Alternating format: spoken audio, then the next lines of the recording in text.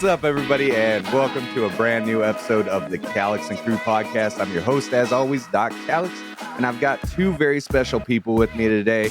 I've got Janelle and Corey LaPlante of Tastefully Baked. How are you guys doing today? Good. How are you? Good. All the way from Portland, Maine. These guys make art in edible form. It's amazing. They sent us a bunch of stuff to try that we will be trying out during the episode.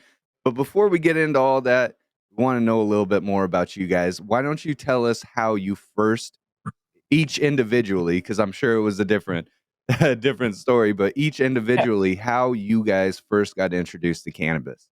Yeah, so basically I started in high school to replace my Adderall, like a lot of my friends did, just to trade it for weed. And it's basically self-medicate, mainly because everybody didn't want me to, and it helped, made me hungry. So from there I went off and learned how to weld and hated it.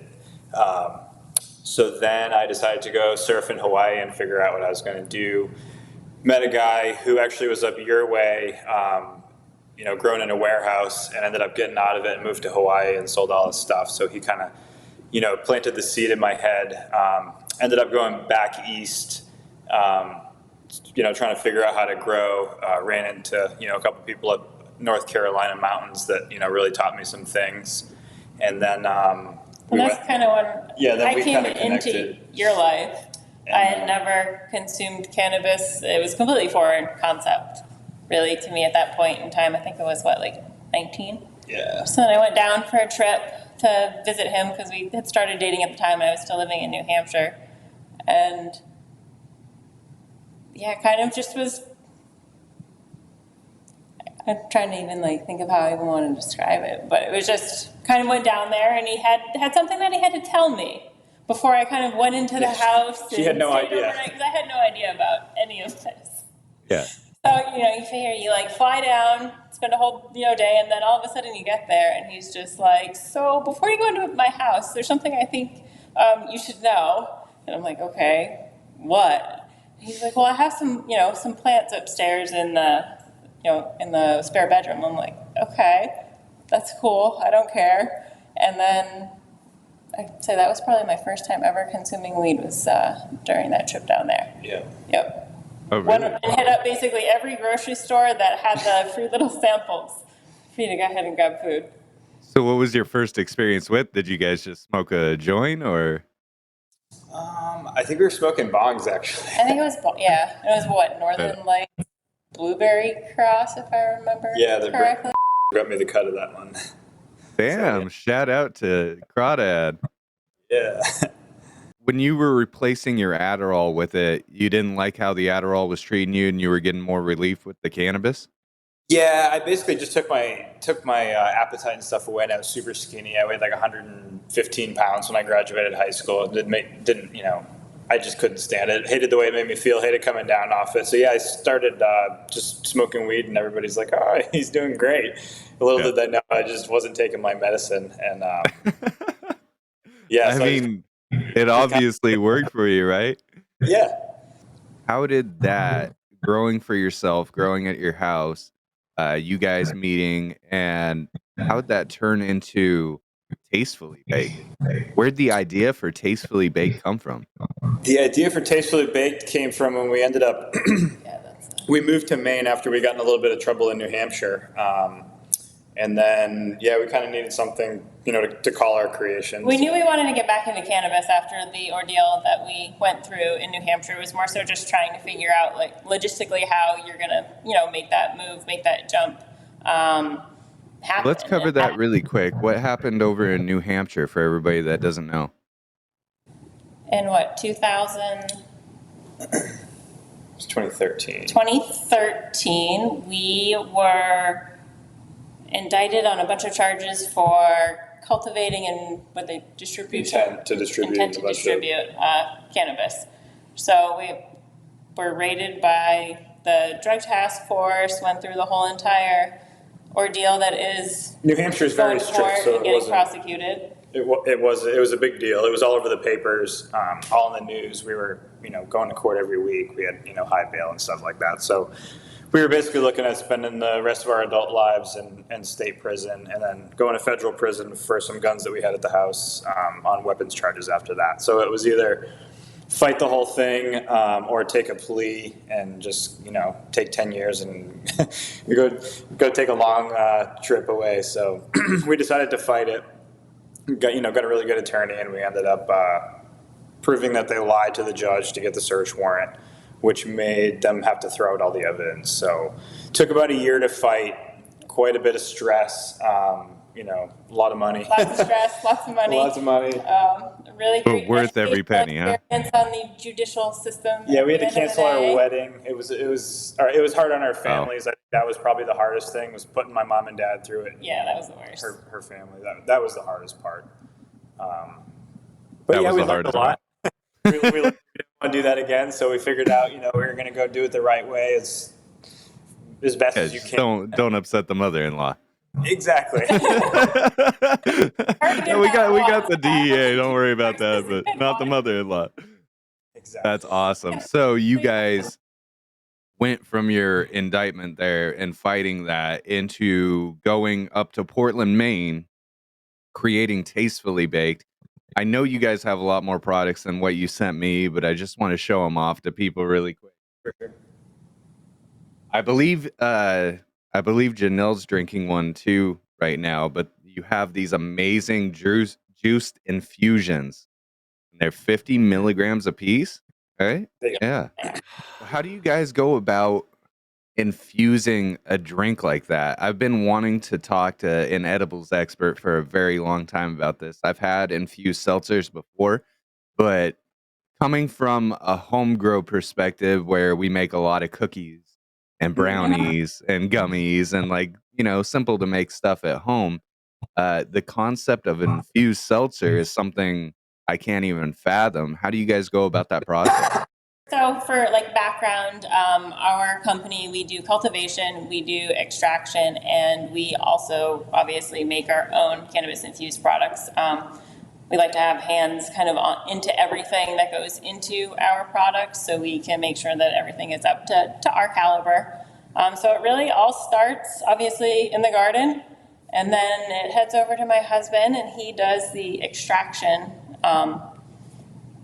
So yeah, basically for the seltzers, we do we take a full spectrum extract and then we strip everything out of it except for the THC. So we basically do a full chromatography column scrub on it and take it so it's completely flavorless.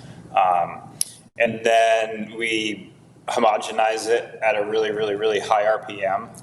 Yeah, there's a certain, I guess I would say, a certain recipe that I've figured out over the past, probably 9 months of 9 months R&D research to try and create something that would be water soluble. So there was that whole back end, and then kind of once I figured out the recipe for it, we just kind of ran with it. The main reason why we personally have decided to take out basically everything that could taste like vegetative growth or any sort of flavor that resembles that of the cannabis plant is just I personally don't like to consume edibles that taste like cannabis. If I wanted that, then I would have a juice or something else, but this is more so for the palate that doesn't want it to taste like cannabis. Gotcha. Yeah, it depends. I think there's some things that it pairs well with, and then there's a lot of things that it just tastes like weedy on top of whatever you got, so. There's a time and place, I think, for everything. From my personal perspective of just doing edibles and food infusions over the years. So you're saying after you extract all the THCA, that in itself is water soluble? The THCA is not. You have to break it down basically into nanoparticles. Okay. And then you mix it with a carrier, and you basically have to homogenize it into an intermediary liquid that gets mixed into, the bright tank out of it. Basically a brewery style tank, like a big tank. Then it gets carbonated, goes through the canner, and then it has to go back to the lab for lab testing. Like I mentioned earlier, you guys have the passion orange guava, and you sent me a lemonade too. Is that the only two flavors, or is there more than that? We have a sour blue Razz as well, and a tropical punch. And then we have something else we're kind of working on behind the scenes that will hopefully be ready in the next 3 to 6 months. Damn, you guys hear that? All new flavors coming out. You said blue raspberry, and now, yeah, I think I got to put it in. We got to make a Maine trip here pretty soon. It's a beautiful place to come to in the fall. If you guys want to, you guys can go over to their IG. It's Tastefully Baked at Tastefully Baked on IG. At Tastefully Baked 2.0. At Tastefully Baked 2.0. You can see videos of them actually creating some of these things. But they have, and I'm going to fuck up the saying again, Calamansi Cheesecake Confection Bar. Watch out, cause I'm coming your way, yeah. Non-stop, I can do this all day, yeah. Go work what your mama done gave ya. Mama done gave, mama done gave ya. Whole world all yours for the taking. Bringing home all the cheddar and bacon. Got the good, good, good, so shake it. Good, so shake it, good, so shake it. Yes, we do right now. It's like, yeah, that one. And these are 100 milligrams a piece. Has a QR code on it. If I hit that QR code, what's going to pop up? That'll take you to the website, and then if you scroll down towards the bottom of the website, we have a certificate of analysis for that particular product. I would love to know where you guys' dose is. 100 milligrams is like, I don't know if I don't do enough edibles, but that's a top for me, and I smoke all day, every day. But 100 milligrams really gets me there. Where are you guys at? I'm about 50. We'll generally split one of those. Yep. It's Okay. relatively rich, so we'll generally split it. But yeah, our market here, as far as edibles and infusions, is High dose. very high dose. That's what I was going to get into with that bar. One of these, what goes into making this? How much time does it actually take to make a Calamansi Cheesecake Bar? Those are definitely a labor of love and more so a passion project at the end of the day. I do them because I really just enjoy trying to create a flavorful experience with cannabis. So that consists of 3 different layers. The first layer that you have is the Calamansi pâte de fruits. So a Calamansi is a mixture of between like an orange and a lime, and they're predominantly grown in like really tropical climates. I think the Philippines is a very common place where you can find them. So you have to make that layer, lay it all out, let it sit overnight. Then the following day you need to frame out your next layer to put on top. So for this one is a white chocolate cheesecake ganache, which is absolutely delicious. So then you throw that on top, and then you need to wait again for the following day, basically, and then I finished it off with a graham cracker cheesecake ganache. So most of the ingredients that we source too, I try and find either anything local. As far as local agriculture, we have a lot of local dairy farms. Local or organic is really where our focus is at the end of the day. All the chocolate that we use is sourced from companies that don't use child slave labor for their cacao harvesting.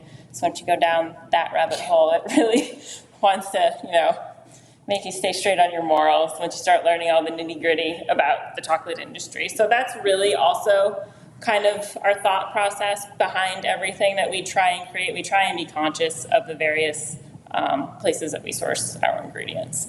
Then you have to wait till the following day, back to making this. So then the following day is when we end up actually cutting it, and then we let it again sit out until the following day. It gets enrobed, drizzled, and then we need to wait for the test results to come in for us to package it up and have it over to the patients.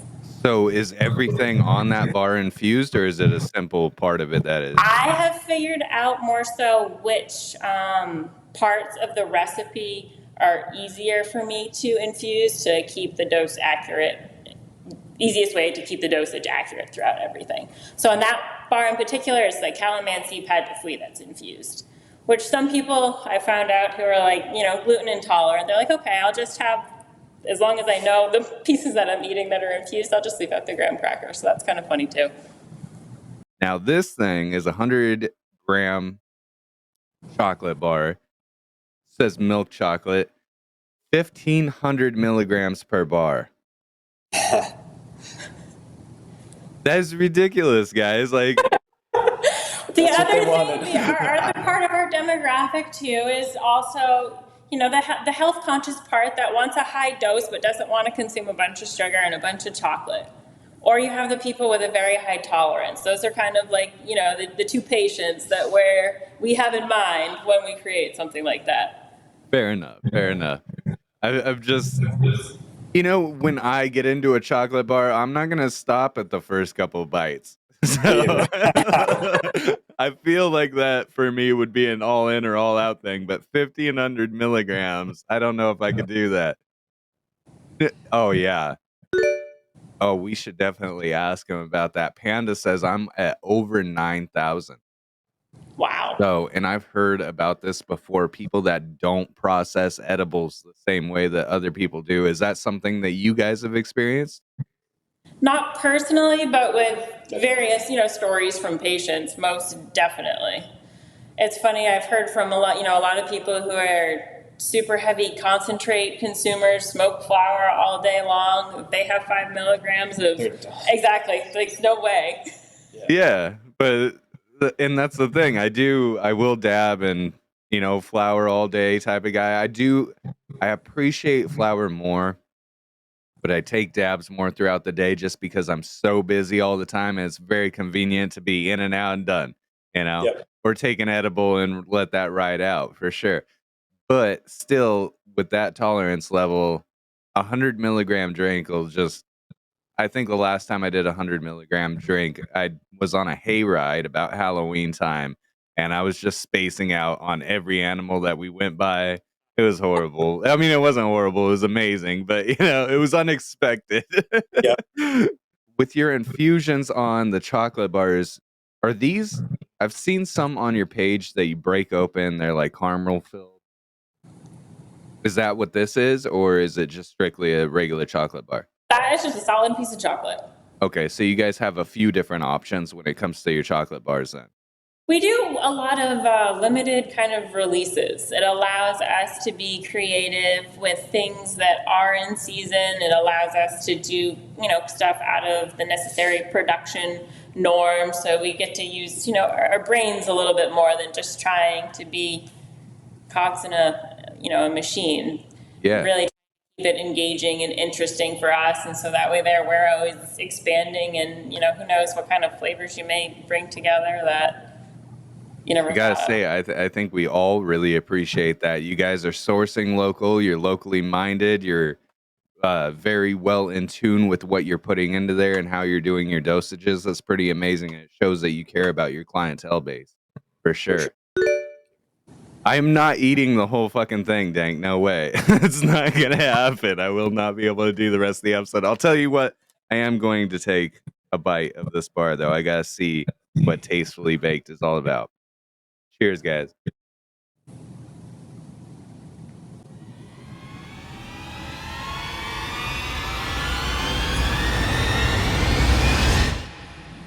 I was expecting it to be thicker and harder. Shut up, guys. Look at this. Wow. What hit your palate first? It's hard to say what hit first. Wow. Oh my God, that is amazing, you guys. That is probably one of the best edibles I've ever had. No shit. Thank you. Thank you. I appreciate that. Wow. The chocolate kind of coats your tongue right off the bat just because it's there. But the citrus just kind of cuts through all of it. Totally different than anything. And it all mixes and combines very well. And then right at the end, even though you got the texture of it, the flavor of the graham cracker really like follows everything up. Holy shit. I love cheesecake, and that's amazing. That's dangerous. That's dangerous.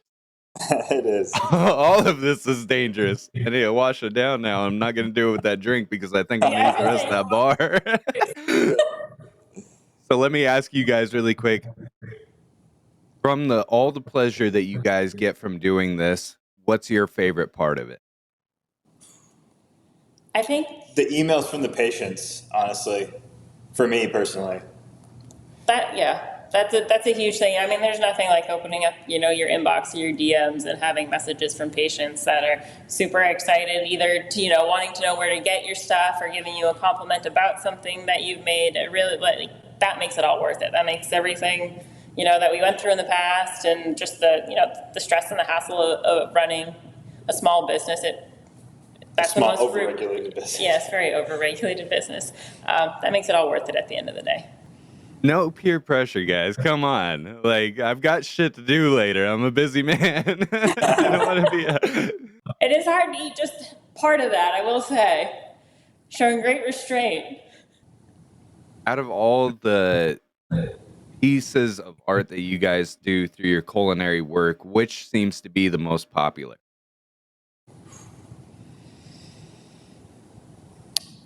I feel like there's our staples, but then the patients really get excited for whatever new creation we're going to make next. Like, they're always anticipating that. So they kind of have our staples to keep them occupied while we're over here trying to figure out what we're going to concoct for like the next tasting experience. So you guys are constantly creating new things. Yes. Yep. That's awesome. That's really cool. Can we get any insight about something that might be coming up here?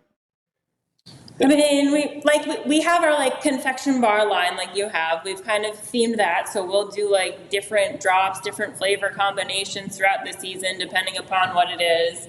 A Christmas staple for us is like a bonbon 5-piece variety assortment of whatever we come up with.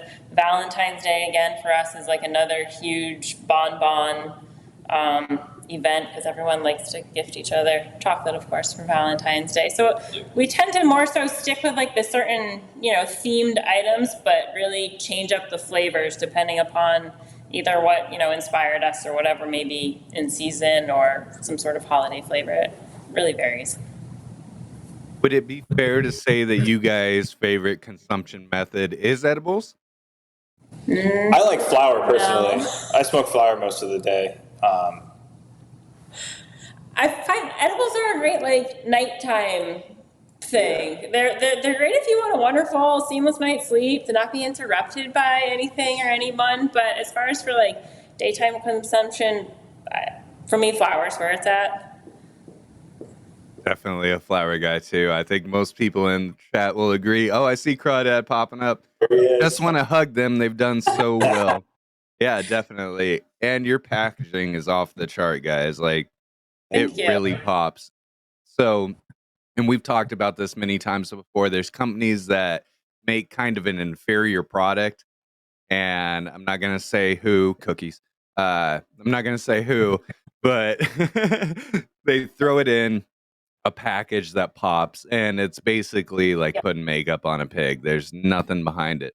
What you guys have done, there's definitely an incredible product inside of that case, and it's wrapped in a beautiful wrapper. So this is something that you guys can expect. You can go over to tastefullybaked.com and see all their products. What else do you guys have on there that's a staple, if you will, besides chocolate bars, drinks, and these? I would say probably our vape carts would be our next in line. We do like, and you offer vape carts, like a cured resin. It's like a low ohm, more like a nicotine style vape that like blows a bigger cloud. It's a higher voltage type of deal. Oh, right on. Those are super popular. Let me ask Corey first.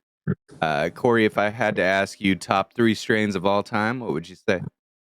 We had this discussion the other day a little bit. That's kind of probably funny. Number 1 would be Headband. Probably number 2 would be one that we just got from the guys over at DNA recently, which is GMO Kosher Kush Cross. Really almost smells like a skunky kind of like Thanksgiving dinner. It's really weird. Definitely have to be into like some weird terps to like it. But it's one of those things that people just get really obsessed with once they actually smell it. Really kind of a skunky background, but definitely some Thanksgiving vibes. And then maybe like the original Gorilla Glue. I like really gassy stuff. Really offensive kind of terps for me personally. I was gonna say, I'm seeing a pattern here. Yeah. Yeah. I vibe with that. I love a little bit of everything, but I am more into the acrid stuff for sure. Yep. So Janelle, how about you? What would be your top 3? Ooh, I'd go cheese. That's just, I don't know, to me it's a classic. Just the perfect kind of go-to smoke of the day. Then I would probably go with, what do we have, LA? LA Confidential? Yeah, LA Woman. LA Woman. We had LA Woman way back, and that just took you on an interesting, Borderline scary. borderline kind of psychedelic experience. So Really? that was a really, really good one. Yeah. Yep. Somebody in chat, would you look up the lineage on that one really quick? That's LA a LA Woman. Confidential. Oh, they are right now. With, I can't remember for the life of me. And then I'd say our headband that we had. So how was it psychedelic?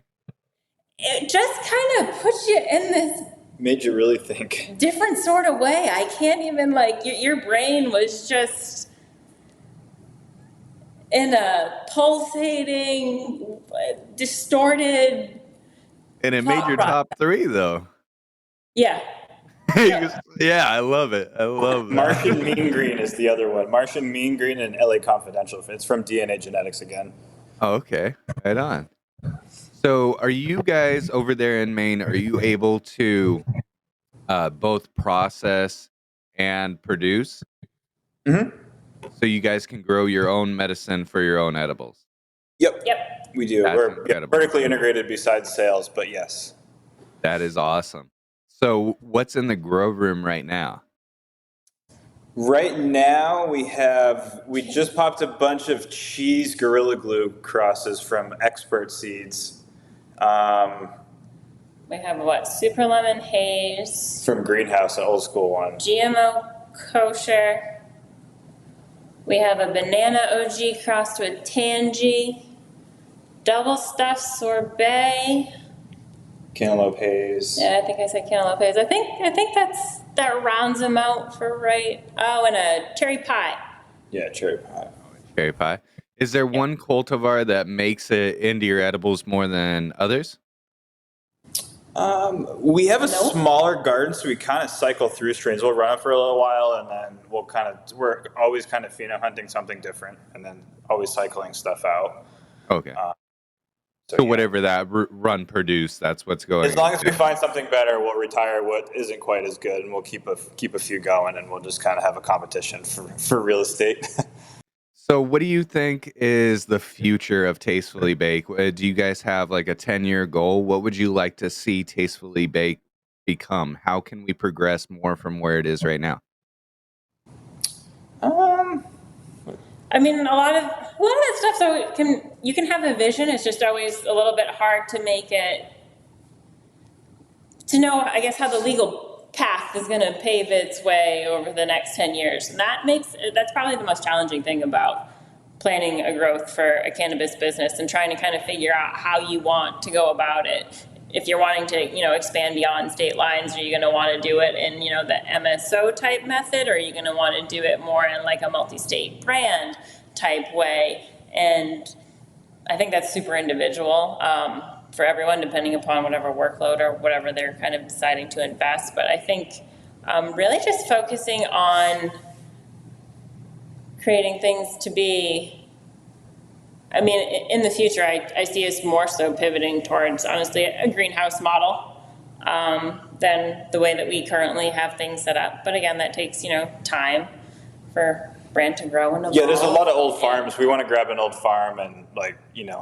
have a greenhouse and then do some outdoor stuff and kind of have some food production along with it, so we can do a small CSA for our patients and stuff like that. Like to incorporate a lot more just regular agriculture as well.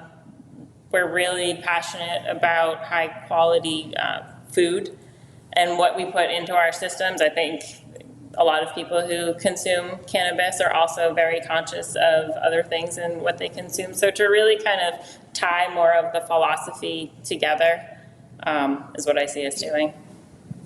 That's amazing, guys. I really respect that like crazy. Next time I go up there, I'm definitely going to have to come check you guys out. I am a West Coaster to a T. I have not spent that much time on the East Coast. I was over in Boston. I didn't realize that was like less than 2 hours away from you guys. Yes, close. So Yeah. next time I'm over that way, I'll definitely have to meet up with you guys, check out what you're doing. I would please do. definitely love to. You come on very high honors from Crawdaddy, who we've talked about before. You guys met over in North Carolina. You know, I think everybody wants to hear about it because everybody knows Crawdad, and now we're getting to meet you guys. How'd you guys get to know each other? So we were working at Ski Mountain in the ski shop together, and a mutual friend that I was talking to about growing weed was like, "Hey, if you got any questions, this is the guy to talk to." We struck it up, did some partying, and he gave me a bunch of tips, got some stuff going, and we've just been in touch ever since. I mean, we've gone down there a couple times to visit throughout the years too. It's just Hell yeah. Crawdad coming through with the cannabis help. All right, sir. we got a bunch of quick fire questions here from our Patreon members. Let's dig into them really quick. Fanda says, "Do you make a Christmas advent calendar?" we don't. That is a great idea, though. It's a great idea. It is it's a fantastic idea. We have actually had a few patients request one. Really? I haven't So that's figured been out a the thing. logistics of that yet, but I mean, I would get one for sure.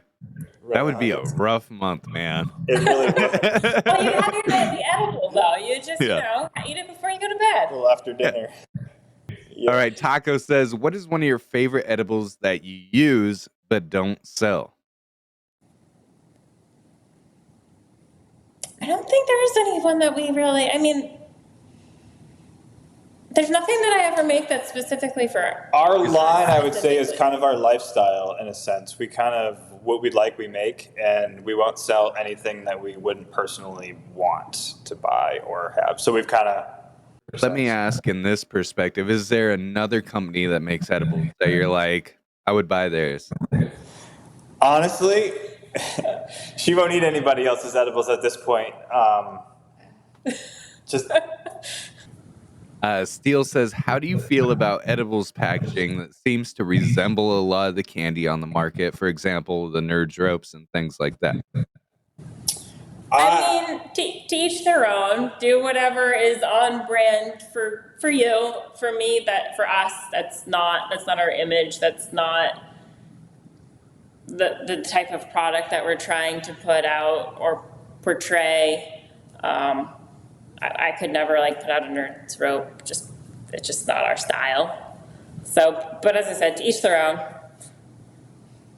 Okay. Out of regular, just like everyday food, is there something that we can expect to never have from Tastefully Baked because you guys don't appreciate it? Is there like a type of food that each one of you just absolutely, I will not eat that? For me, it's walnuts. I hate walnuts. You don't like walnut? I hate walnuts. We do stay away from nuts in our facility. That's the other big thing. We do have a few patients that I know that are, really sensitive to nuts, and it's something that I'm conscious of, that a lot of people don't eat certain things because there's edibles that are produced in a facility that does stuff with nuts. So I will say that if I were to draw a line somewhere on stuff, it would be nuts. Are you just in Maine or are you in other states, says Taco? We are just in Maine. Just in Maine right now. Yes. Do you guys have a storefront where you can get edibles too, or is everything online? So everything is available. So how it's set up here is we're the distributor, and we have various other storefronts in which we distribute our products to. Okay, so you guys grow, you process, and then you have retail stores as well. We probably have about 15 partner stores around the state that sell our products. So other than edibles and vape carts, is there anything else you guys are producing? We have our flour. Yeah. You just have flour. Our rendition of a gummy, which is, kind of I wouldn't say healthy version, but a more conscious version of candy. Can you all consider making some agua fresca flavors? For example, a horchata drink. I agree with that one. Steele. I'm all about the horchata. I will look into it. Big Bad John says, best home recipe. What would be something that you guys would recommend for a medical patient to make for So we themselves? we infuse a local honey, and then a lot of people like to make tea with it, which just makes a really good evening thing. There's a couple recipes that I have up on our website that mainly utilize honey, and I think honey is a great universal ingredient that people can apply to any dish, really, and voila, you have a cannabis-infused meal. But there's a really good one up there, too, for Brussels sprouts with our honey and a balsamic glaze drizzle with some toasted pine nuts. It's really good. It's really good. I know a lot of people don't like Brussels sprouts. I'm a Brussels sprout freak. I didn't either. I love them. The pan-fried, nice crispiness, you can't go wrong. I'm all about that one. So you guys can go over to tastefullybaked.com and check out these infusions for yourself. How are you infusing the honey? The honey, again, everything that we do is through a mechanical homogenization. Oh, okay. So what it does is it breaks everything down into really small particles, so to make sure that it's evenly homogeneous throughout the entire product. So, it's basically like a big metal cutting head with another cutting head on the inside that spins at like 40,000 RPMs and just basically smashes everything apart at a molecular level. Yeah, to really solubilize it. Yeah, correct. Wow. Yeah. Big Bad John says you guys need to do a cookbook. That is a great idea. That's been another thing that's been on the back burner for a bit. Definitely. But yeah, I think if there's it's fun to be able to kind of take your dosage or whatever into your own hands and kind of make your own things at home that you can serve for guests. We definitely have some patients that do that as well. So they'll come back and then they'll tell us what they made with, one of our ingredients. I will give you guys a good review after this. It's starting to hit me right now, if you can't tell. Very light body floating feeling. Not too intense. Definitely worth it, absolutely. But I think I'm not going to eat the other half of that yet because I do got to drive later. So I will ask that question for you, Taco, but I'm going to reiterate it a little bit more. He always wants to know, and honestly, I need to start making this a staple because it's a fun conversation topic to have with people all over the world. We do another show. We do a few different shows. My production company itself does the Washington Weed Review. We do the Calamansi podcast here with Sessions and Meet the Breeders. And we do another one that's just kind of fun to get stoned on. If you guys are into conspiracy theories and just like shooting the shit about that, that's something we do as well. Everybody wants to know from all my guests, what are you guys' thoughts? Is there aliens out there or not? I think there's aliens out there until the government says they are, and then I think there's other aliens out there that the government's trying to hide from us. Ooh, I want to get into that. Have you guys ever had a paranormal experience? Never, but so in New Hampshire, up near the Loon Mountain exit, there's a certain gas station. And in the bathroom in the gas station, all over the walls, there are a bunch of newspaper clippings of stories of like UFO activity in that area over the past, I don't know how many hundreds of years type of thing. Okay, guys. You guys have like 5 more minutes. If you have any more questions, get them in there really quick. So if I stuck you guys out on a desert island, I said, you can only take one, you can take a lifetime supply, but you can only take one of your edibles with you for the rest of your life. You can take. I'd probably take the seltzers, personally.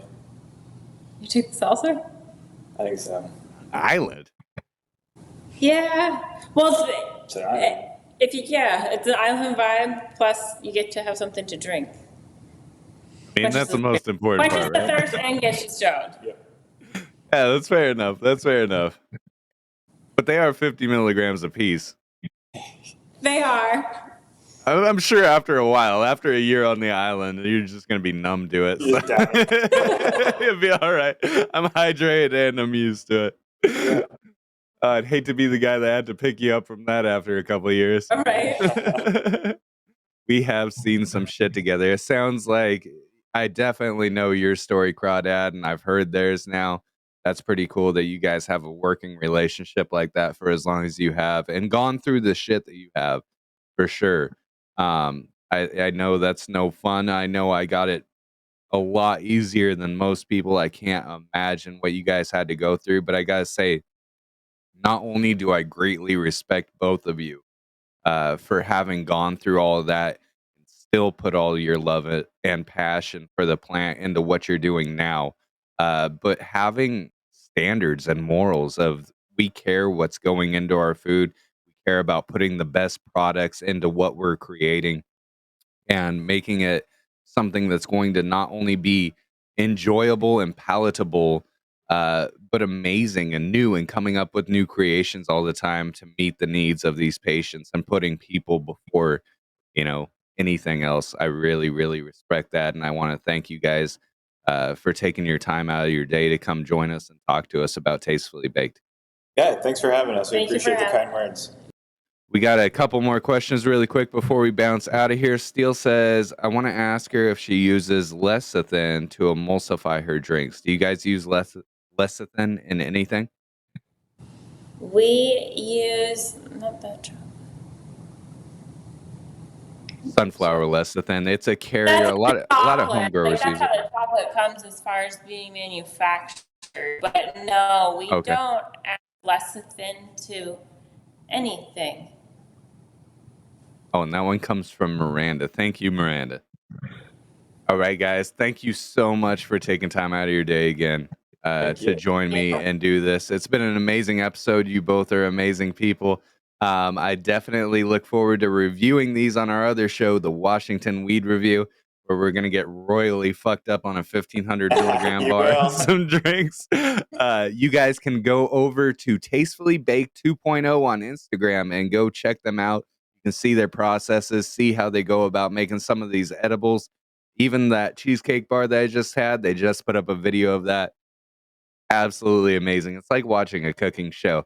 If you guys want to check out some of their products, they're available up in Portland, Maine, and you can check them out at tastefullybaked.com. Thank you guys again. Till next time, this has been Doc Calix with the Calix and Crew podcast saying good night. Right.